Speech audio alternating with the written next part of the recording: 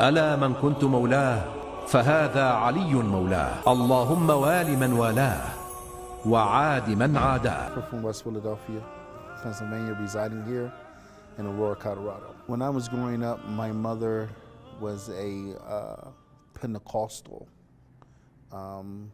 branch of Christianity.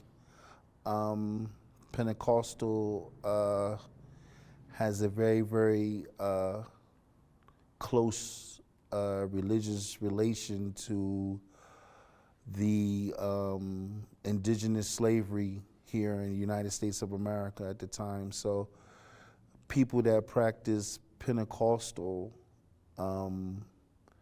were using traditions of the voodoo sciences from Africa to camouflage in the Christianity so that the slave master didn't know what they were practicing. You know what I'm saying? And this tradition had branched down throughout the generations after 400 years, you know, and a lot of churches was into that kind of practice, and my mother was part of that. That was more or less imposed till I got about 14. I wasn't really interested in church, you know. I didn't, you know, I wasn't really feeling the vibe of it, you know what I mean? And, you know, the streets of West Philly, very, very harsh, whatever. I wound up in the juvenile system as a young person. And when I got to the juvenile system, the staff there were Muslim. And they used to teach us the proper way of who the prophets were, and that Isa alayhi salam was a prophet and he wasn't God, and things of that nature. So it was about a good 2 years of that kind of study in the juvenile system. So by the time I became 18 years old, then I was able to take Shahada, you know what I'm saying, under the Salafi order. Practiced a little bit of Salafi, seen some weaknesses, went to the Hanafi Madhab, you know what I'm saying? And from the Hanafi Madhab studies, that opened up the studies to the Bait, because Imam Abu Hanifa was a student of Imam Jafar.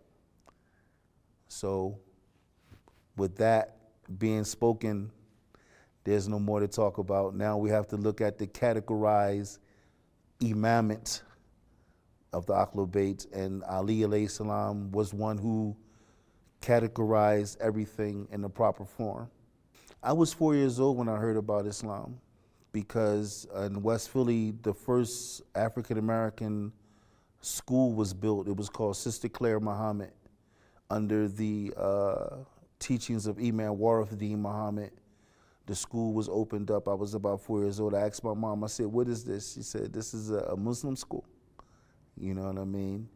And, you know, the word Muslim was just like echoing through me for the rest of my life after that.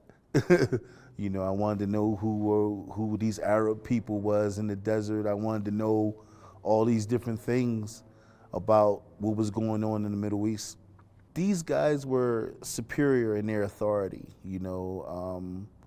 They were role models, you know, they dressed nice, they were like the coolest guys ever, and they talked about Islam a lot, and they loved it, and they were very, very humble in disseminating this knowledge, you know what I mean? And we would listen to them very much, you know. And they told us a lot of things, you know, and, you know, teaching us the Adhan and, you know, stuff like that, and different little cultures that, you know what I mean, that were interwoven into Islam, you know. I was 18, was under a scholar at that time who probably studied in Saudi or something like that, and I went ahead and took Shahada. All my friends around me at that time, they all took Shahada. It was like coming into the reunion of the Muslim families, you know. Everybody embraced. It was a lot of love with it.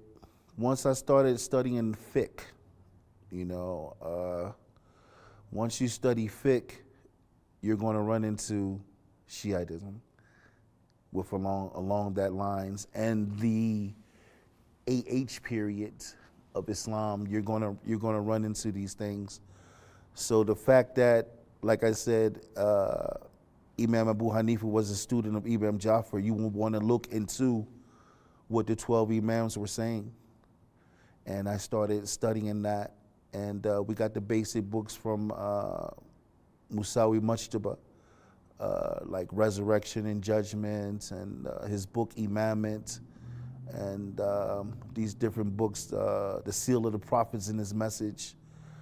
Very, very strong books in elementary teachings of Islam for Shiitism. Very, very powerful. Dalil, proofs. There was another book that came out from Baltimore, Maryland, from the Potomac Center on Ghadir Khumm. They explained everything in Ghadir Khumm, you know, what happened, how he was chosen. There's a lot of points as to why people should converge to Shiitism. Some people, they don't really understand what's going on as far as, you know, getting into the, you know, the technical terms of Islam.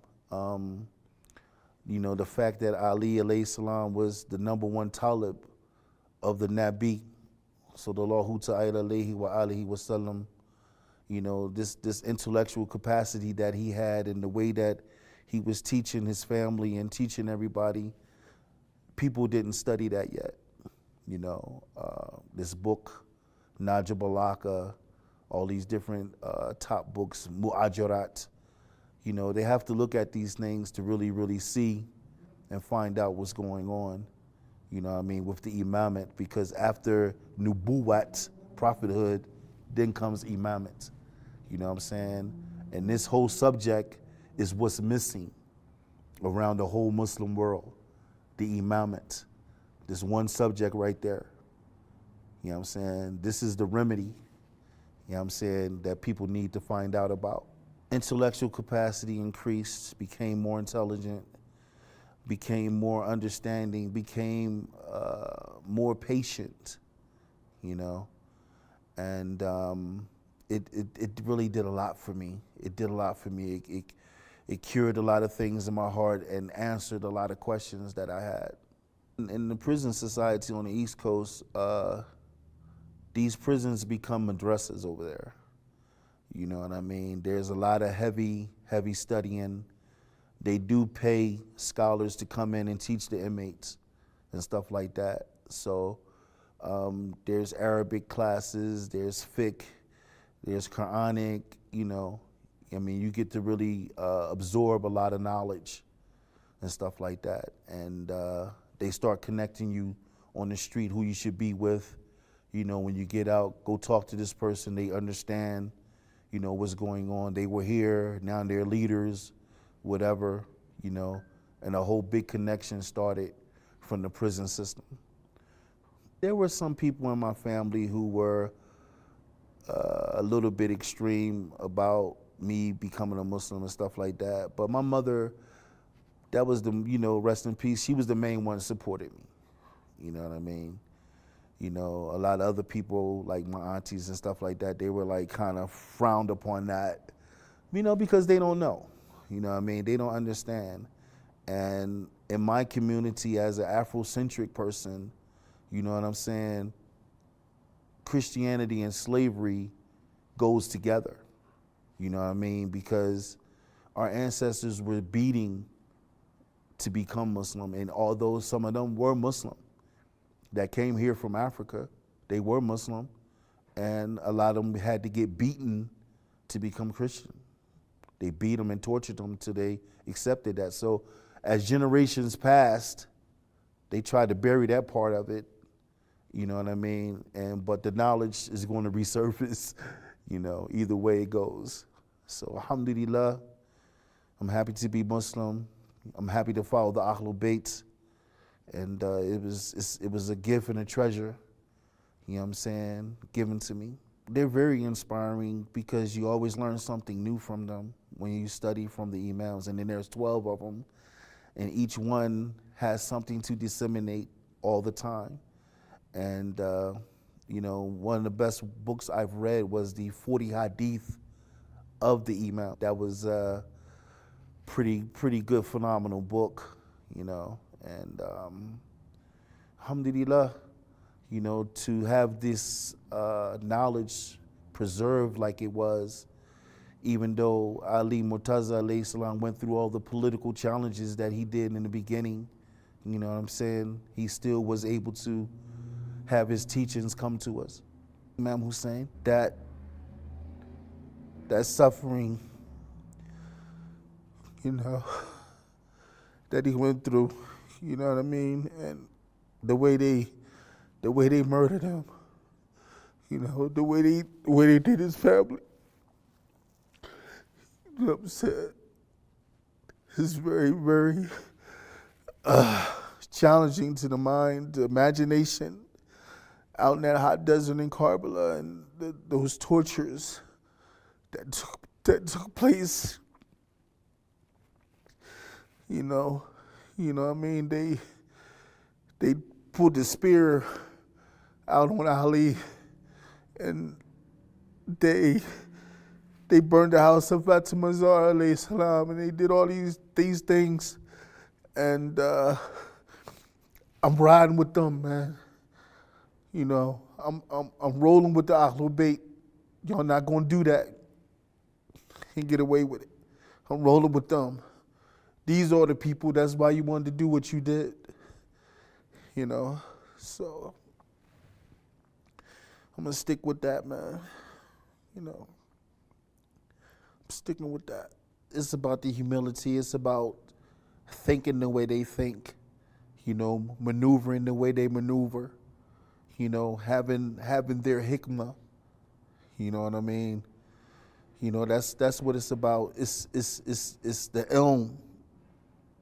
The ilm is genuine. The ilm is priceless. You know what I mean? It's like opening up, these jewels and diamonds. You know what I mean? Precious. It's a precious thing.